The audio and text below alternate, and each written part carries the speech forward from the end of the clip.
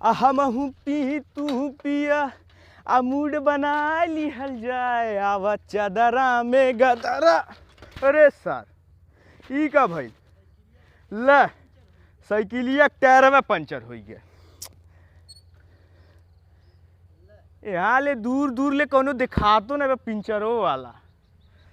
ला चला चादरा में गदरा मच गई घिसरावा। अब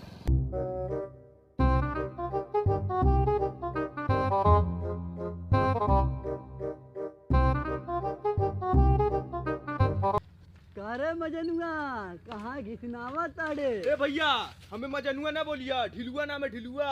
अब मजनुआ बोलबा ना तो भागेलू चाचा के यहाँ चल जाए और तोरे के यहाँ पंचर उचर बनवाए। ढिलू बेटा काहे रिसिया ताड़े या तना हम मजाक से तो कैली हैं। ले आ कहाँ बा पंचरवा बना दे। भाई पीछे ले टायर बम्बा। ले आ मजाक कर।